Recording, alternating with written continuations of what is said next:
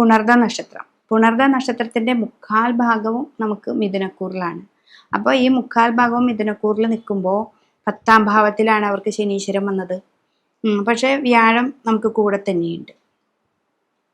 ഈ വ്യാഴം കൂടെ നിൽക്കുമ്പോൾ ഈ ശനിയുടെ ഭാവം 10 ആയതുകൊണ്ട് കർമ്മമാണ്.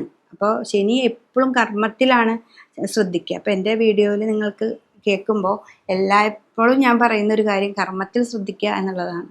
കർമ്മത്തിലാണ് നമ്മൾ എപ്പോഴും ശ്രദ്ധിക്കേണ്ടത്. അല്ലെങ്കിൽ അലസത വരുത്തും, നമുക്ക് ഉറക്കം വരും. നമ്മളെപ്പോഴും വീടിനകത്ത് റൂമിൽ ഉറങ്ങാനും എപ്പോഴും ആ ഒരു സുഖം നമ്മൾക്ക് അനുഭവപ്പെടും. അപ്പം അങ്ങനെയല്ലാതെ എന്ത് ജോലിയാണെങ്കിലും നമുക്ക് മുന്നോട്ട് പോകണം എന്നൊരു ചിന്ത എപ്പോഴും ഉണ്ടാക്കിക്കൊണ്ടിരിക്കണം.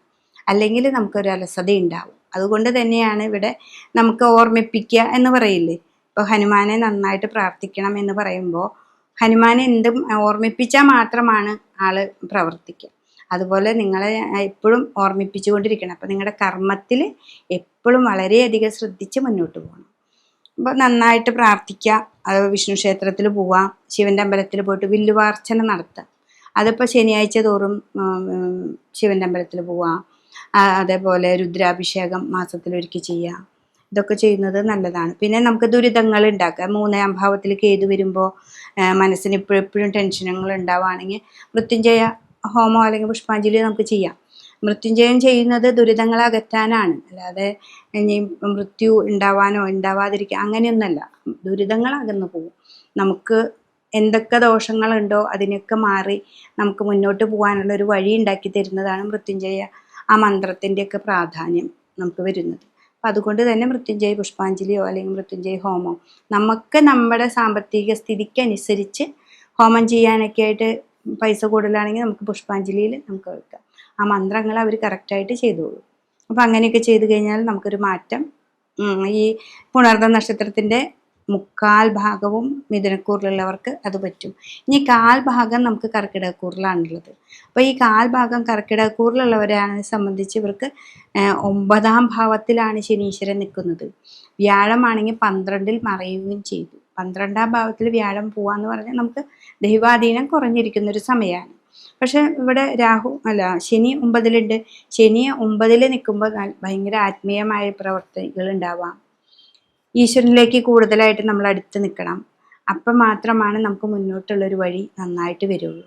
നമുക്ക് എന്താണോ നമ്മൾ ചെയ്തുകൊണ്ടിരിക്കുന്നത് അത് കൃത്യനിഷ്ഠമായിട്ട് ചെയ്യാം.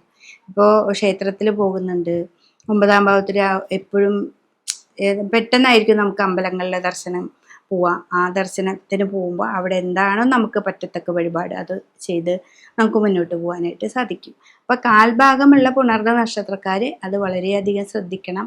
12ൽ വ്യാഴമായതുകൊണ്ട് വിഷ്ണു ക്ഷേത്രത്തിൽ വിഷ്ണു സഹസ്രനാമം ചൊല്ലാം. അതും ദിവസത്തിൽ ഒരു പ്രാവശ്യമോ അല്ലെങ്കിൽ എല്ലാ വ്യാഴാഴ്ച ദിവസങ്ങളിലോ നിങ്ങൾക്ക് പറ്റുന്ന നിങ്ങൾക്ക് സാധിക്കുന്ന രീതിയിൽ വേണം അത് ചെയ്യാനായിട്ട്. ചെയ്യണമെന്ന് ചിന്തിച്ചാൽ അത് കൃത്യനിഷ്ഠമായിട്ട് ചെയ്യാം. സഹസ്രനാമം ചൊല്ലുക കുറച്ച് നേരം പിടിക്കുമല്ലോ. അപ്പോൾ അത് നന്നായിട്ട് ജപിക്കുക, വിഷ്ണു ക്ഷേത്രത്തിൽ പോവുക, ഭാഗവതം വായിക്കുക.